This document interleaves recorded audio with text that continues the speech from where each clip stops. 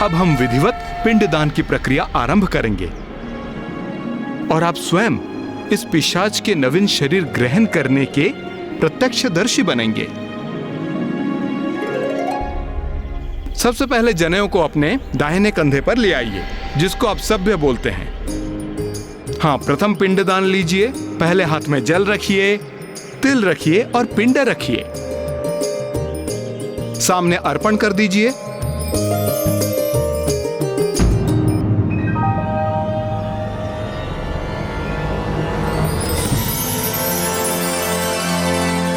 मेरा शीश।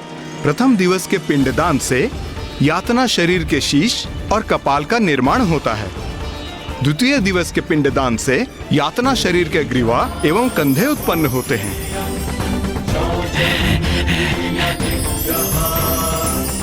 तृतीय दिवस के पिंडदान से उनके हृदय की रचना होती है।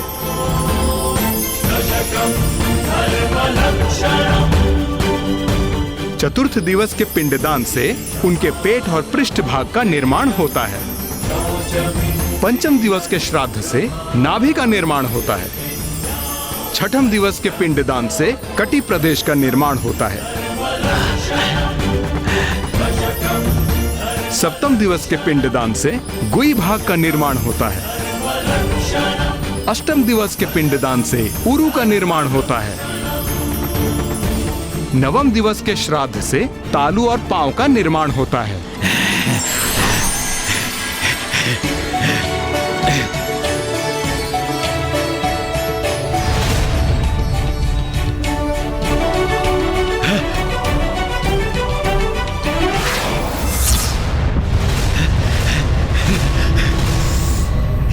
ये नवीन शरीर तो मुझे स्वीकार ही नहीं कर रहा है। शरीर ना सरलता से आत्मा को छोड़ता है, ना ही स्वीकारता है। इसके लिए तो आत्मा को बार बार प्रयास करते रहना होगा।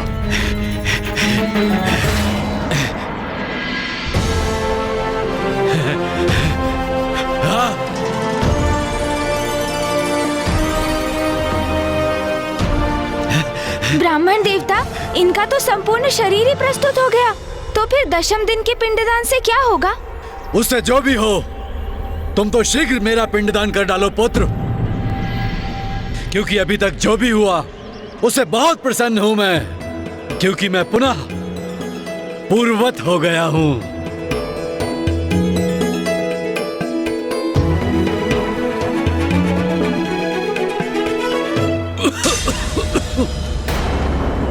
दसम दिवस के पिंडदान से उस शरीर की पूर्णता, क्षुधा और प्यास की उत्पत्ति होती है। मैं भूखा हूँ।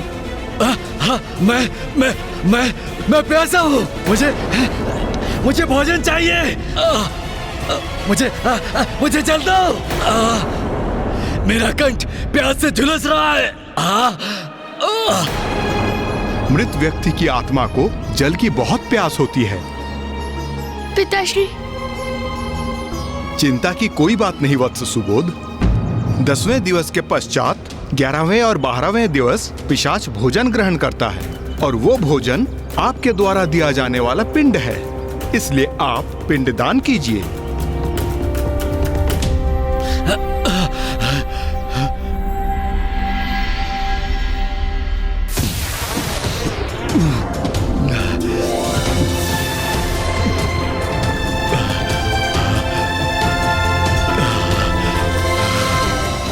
भोजन।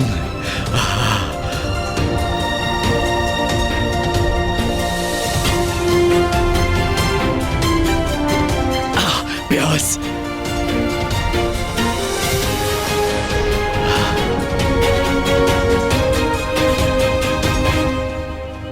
कितना प्यासा था मैं, अब तृप्त हुआ हूं मैं। वत्स सुबोध, अब आपको साहस का परिचय देना होगा। ये ब्राह्मण मेरे पुत्र को साहस रखने के लिए क्यों कह रहा है? आप ऐसा क्यों कह रहे हैं ब्राह्मण देवता? ऐसा क्या होने जा रहा है अब? वत्स सुबोध, अपने पिता को आप अंतिम बार देखने जा रहे हैं और इसके उपरांत उसकी यातना की उच्च लोकों की यात्रा प्रारंभ होगी, जो तुम्हारे पिता के लिए अत्यंत कठिन अनुभव होगा और जिसका साक्षी बनना आपको भी कष्टदायक होगा।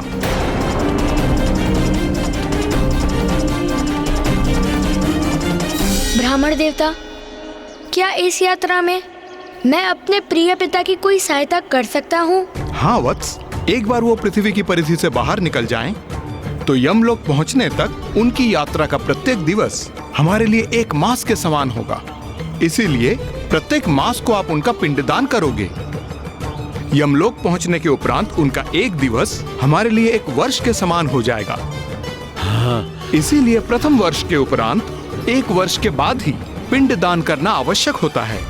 किंतु मेरे पिता की मृत्यु को एक वर्ष तो बीत चुका है। तुम्हारे पिता की मृत्यु को एक वर्ष पूर्ण होने के कारण हम उनके लिए मासिक पिंडदान अभी एक के बाद एक साथ ही संपन्न करेंगे। ये गया में ही संभव है वत्स, इसलिए अब 13वें पिंड का दान करेंगे। पिताश्री, मैं आपका पुत्र सुबोध संपूर्ण विधि विधान से आपका पिंड दान और श्राद्ध पूर्ण करूंगा, क्योंकि अब मैं आपको और कष्ट में नहीं देखना चाहता हूँ। इसीलिए अब जो भी परिणाम हो, आप विश्वास रखिए पिताश्री, मैं संपूर्ण विधियों को संपन्न कर आपकी मुक्ति की प्रार्थना करूंगा।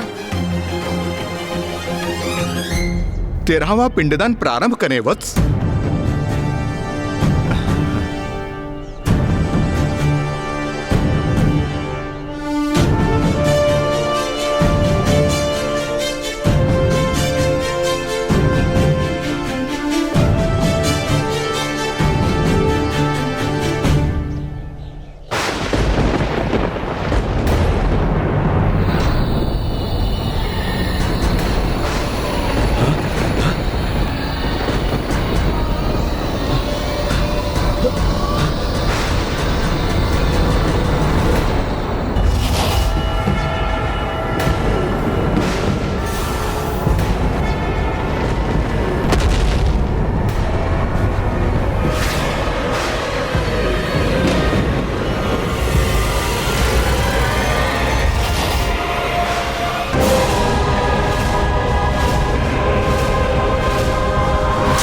तेरहवें पिंडदान के साथ आत्मा को यमदूत बंदी बनाकर ले जाने के लिए आते हैं।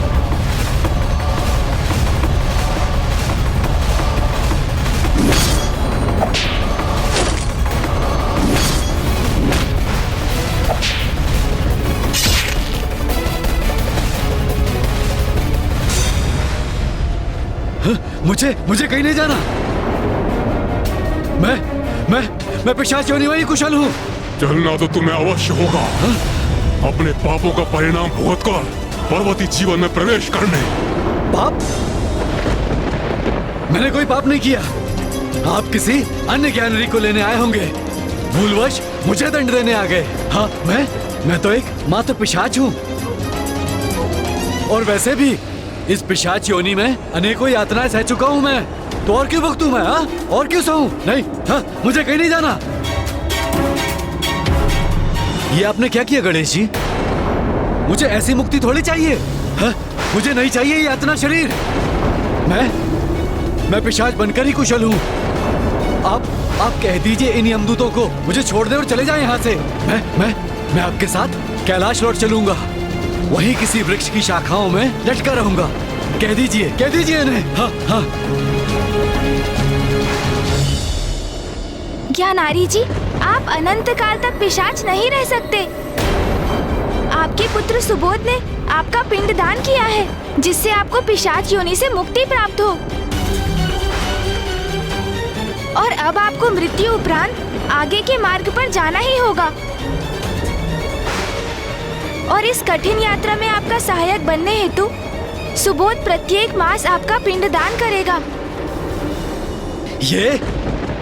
ये सब आपका ही षड्यंत्र है ना? आपको क्या था ना, इस यात्रा में मुझे कष्ट होगा। मेरे जीवन में भी आपने मुझे दंडित किया, उससे संतुष्ट नहीं हुए आप। मृत्यु के बाद भी मुझे दंडित करना चाहते हैं आप? नहीं भैया, उन्हें जो कहना है उन्हें कहने दीजिए। वो अभी भयभीत है और जब भी उन पर भय छाता है तो वो उचित अनुचित का भेद भूलकर कुछ भी कह जाते हैं।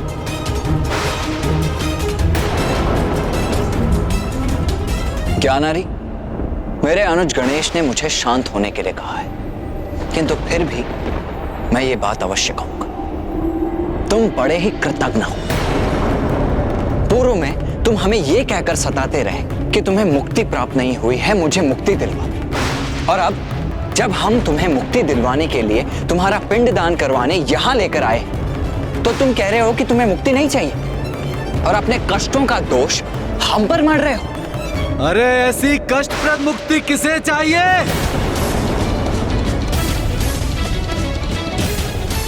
बंद करो ये अपना रोदन और विलाप। अब चलो यहाँ से। नहीं नहीं, मैं नहीं चलूंगा आपके साथ। नहीं, मैंने कोई पाप नहीं किया। मैं नहीं चलूंगा। हाँ। अच्छा, तुम ऐसे नहीं मानोगे। नहीं।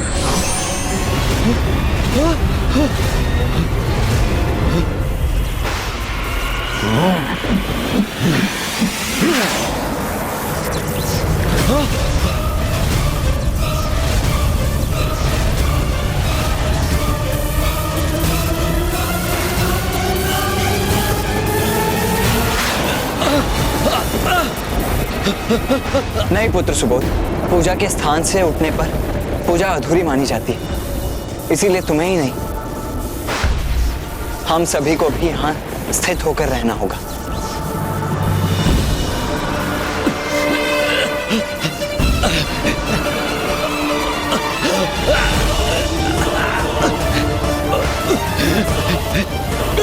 मुझे जाने दो मुझे। कोई पाप नहीं किया, कुछ नहीं किया मैंने कुछ नहीं किया। छोड़ो मुझे। असत्य कहना भी पाप होता है और अब तुम वही पाप कर रहे हो।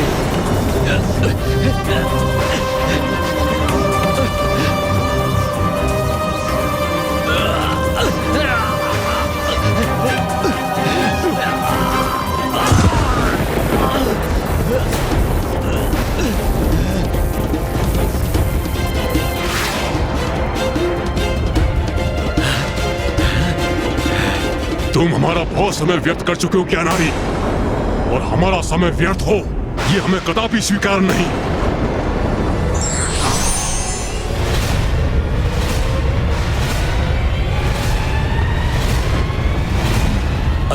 अरे ये क्या कर रहे हो तुम?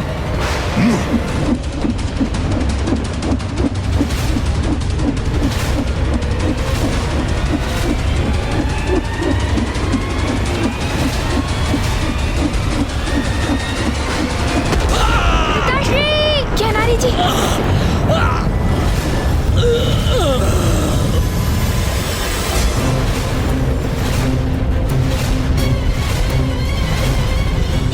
ये क्या किया आपने ज्ञानारी जी के यातना शरीर को ही चीर दिया, उनका अंत कर दिया आपने। अब उन्हें मुक्ति कैसे प्राप्त होगी?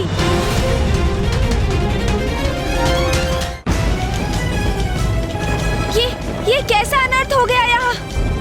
हम ज्ञानारी जी के पिशाच को उनके पिशाच योनि से मुक्ति दिलाने लाए थे यहाँ। उनका पिंडदान संपन्न होने से वो प्राप्त भी हुई उन्हें और उन्होंने यातना शरीर धारण किया, किंतु तभी आप दोनों ने उनका वध कर दिया। प्रणाम प्रथम पूज्य गणेश जी। यहाँ जो भी हुआ वही होने का विधान है, हमने कुछ भी अनुचित नहीं किया। यातना शरीर यातना पाने के लिए ही धारण किया जाता है।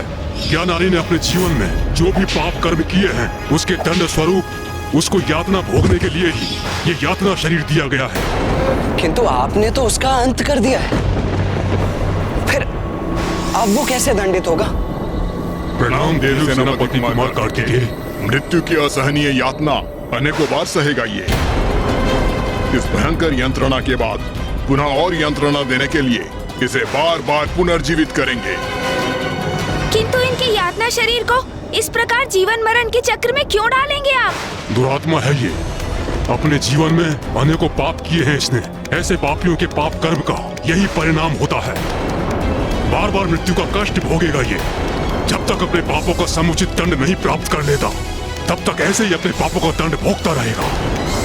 ऐसी भयंकर यंत्रणा देकर इसे यमलोक लेके जाएंगे हम। इसका कण कण हाहाकार कर उठेगा।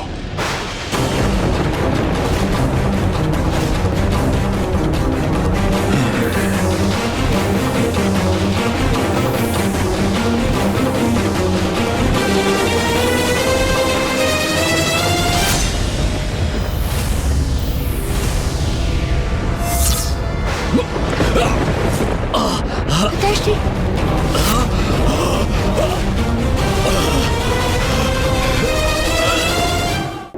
अपार पीड़ा का अनुभव हो रहा है मुझे। जैसे जैसे किसी ने खड़क से मेरे वक्ष पर वार कर दिया हो, किंतु मेरे शरीर पर कोई घाव शेष क्यों नहीं? मुझे इतना कष्ट क्यों हो रहा है? नवीन प्राण अवश्य फूकेंगे इसके शरीर में, किंतु पूर्व के कष्ट निरंतर सताएंगे इसे। जैसे जैसे आगे बढ़ेगा, मृत्यु भोगेगा, जीवित होगा, उसकी कल्पना मात्र से इसका हृदय कांप उठेगा। ऐसी यातनाएं सहेगा ये। इन यातनाओं का कष्ट इसका पीछा नहीं छोड़ेगा। उन कष्टों का निरंतर अनुभव करेगा ये, जो प्रत्येक यातना के बाद और बढ़ते जाएंगे। इसीलिए तो कहा जाता है कि दुराचारी हंसते हंसते पाप कर्म में लिप्त रहते हैं, अपने पाप कर्मों का विचार नहीं करते और वो ये मानने की भूल करते हैं कि ईश्वर की दृष्टि उन पर नहीं है। और जो ईश्वर के अस्तित्व को नकार जाने का दुस्साहस करते हैं, समय आने पर इतनी यातना उनको भोगनी पड़ती है कि वो रुदन करते करते थक जाते हैं। उनके अश्रु सूख जाते हैं, पर उनके कष्ट कम नहीं होते।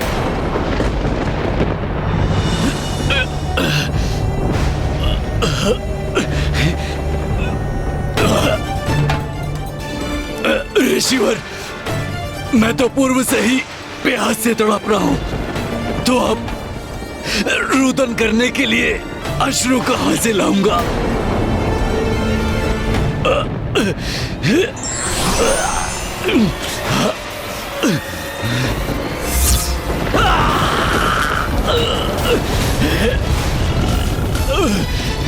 ज्ञानारी जी, अब तो आपके लिए यही एकमात्र मार्ग शेष है। इसलिए संघर्ष कर इस प्रक्रिया में बाधा उत्पन्न करने का प्रयास मत कीजिए। दुर्भाग्यवश जो पाप आपने किए हैं, उनका परिणाम भुगतना तो आपके लिए अनिवार्य है ज्ञानारी जी। अब चलो हमारे साथ। जितना विश्राम प्राप्त होना था हो चुका। आगे का मार्ग अत्यंत ही कठोर है।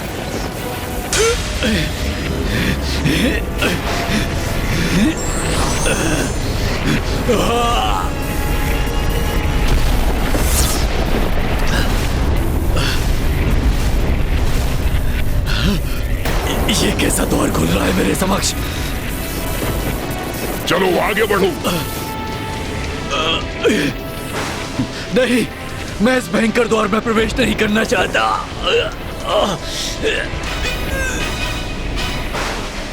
गणेश जी,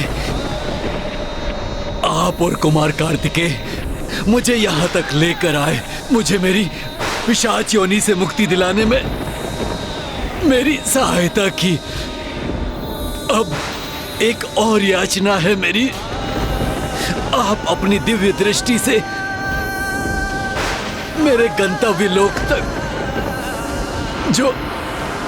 जो अवश्य नरक ही होगा, मेरे इस आगामी यात्रा में प्रत्यक्षदर्शी बने, जिससे आपके माध्यम से संसार भी मेरी इस दुर्गम यात्रा का साक्षी बन सके। मेरे इस उदाहरण से सीख पाकर अन्य जीव पापों से दूर रहने के लिए प्रेरित हो। और प्रभु, मेरे पुत्र को इस यात्रा का विवरण दीजिएगा। मैं अपने जीवन में उसे कुछ उचित सिखा नहीं सका, किंतु कदाचित मेरी मृत्यु के पश्चात तो उसे कुछ सिखाने में समर्थ होऊंगा। प्रभु, मैं अपने संपूर्ण जीवन में आपको भला बुरा कहता रहा, आपको क्षति पहुंचाने का प्रयास करता रहा, किंतु आपने मुझे इस पिशाच योनि से मुक्त कराकर मुझ पर उपकार किया। आप अत्यंत दयालु हैं प्रभु, सभी देवताओं से भिन्न हैं, इसीलिए तो आप अग्रणी हैं, प्रथम पूजनीय है प्रभु, प्रथम पूजनीय। मैं आपकी पीड़ा समझ सकता हूँ, इसलिए जो हुआ सो हुआ।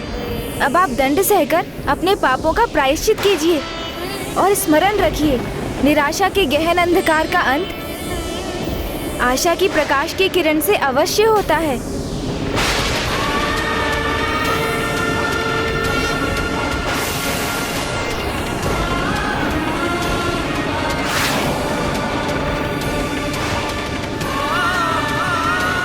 ज्ञानारी जी के जीवन की यात्रा तो समाप्त हो गई, किंतु अब तो यात्रा आरंभ हुई है। उसे पूर्ण कर यमलोक तक पहुंचना ज्ञानारी जी की आत्मा के लिए बहुत बड़ी चुनौती है। जीवन कर्मों से जुड़ा है, कर्म इच्छाओं से। व्यक्ति की इच्छाएं उचित हो तो उसके कर्म एवं जीवन ही नहीं, मुक्ति भी सरल हो जाती है।